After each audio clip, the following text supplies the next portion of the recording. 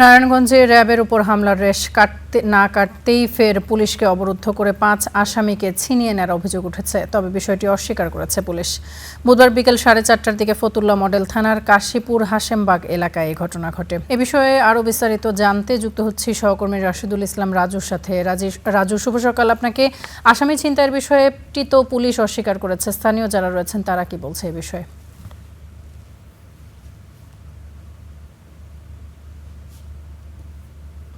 তামান্না, শুভ সকাল আপনাকে।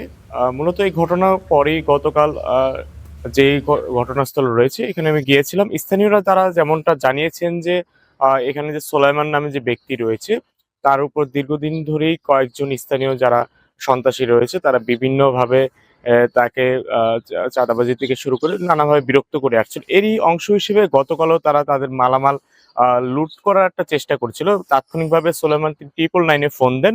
ফোন পাওয়ার পর পুলিশ একটি টিম গেলে আসলে যারা সন্ত্রাসীরা রয়েছেন তার পুলিশের কাছ থেকে তারা ছিনিয়ে নিয়ে যায়। এদিকে এই ঘটনায় পুলিশ এখনো পর্যন্ত বিষয়টি অস্বীকার করছেন। তবে স্থানীয়রা জানিয়েছেন যে এটি আসলেই ঘটেছে এবং 5 জন আসামিকে ছিনতাইয়ের একটা ঘটনা ঘটেছে। এদিকে এই ঘটনা আসলে নতুন নয়। গত 2.5 মাসে নারায়ণগঞ্জে অন্তত এমন 5টি ঘটনা ঘটলো। এর 24 ঘন্টা আগেও র্যাবের উপরে একটি হামলার ঘটনা ঘটে, যে ঘটনায় 3 সদস্য আহত হন। পরবর্তীতে র্যাব অভিযান চালিয়ে 13 জনকে আটক করেন। পাশাপাশি নারায়ণগঞ্জের যে রূপগঞ্জ উপজেলায় একই ঘটনা ঘটে। রাত 2টোর দিকে আসামি গ্রেপ্তার করতে গেলে ছিনতাইয়ের একটি ঘটনা ঘটে। পরবর্তীতে রূপগঞ্জ থানা পুলিশও অভিযান চালিয়ে 13 জন আটক করে। এদিকে নারায়ণগঞ্জে আসলে গত 2.5 মাসে এবং 5টি ঘটনা ঘটার কারণে আসলে সাধারণ মানুষের মধ্যে এক ধরনের উদ্বেগ কাজ করছে। তারা যেমনটা আমাদের জানিয়েছেন যে আসলে আইনশৃঙ্খলা বাহিনীর উপরে আসলে যেভাবে সন্ত্রাসীরা হামলা করছেন, বারবার হামলা করে আসামি ছিনতাই করে নিয়ে যাচ্ছেন, এটি আসলে তাদের জন্য এক উদ্বেগের বিষয় এবং নিরাপত্তা নিয়েও আসলে প্রশ্ন উঠেছে। তবে এই বিষয়টি আমরা এই বিষয়ে কথা বলতে আমরা নারায়ণগঞ্জের জেলা পুলিশ সুপার মিজানুর রহমান মুন্সি তার সঙ্গে কথা বলেছি। তিনি আমাদের যেমনটা জানিয়েছেন যে এই বিষয়ে আসলে উদ্বেগের কিছু নেই।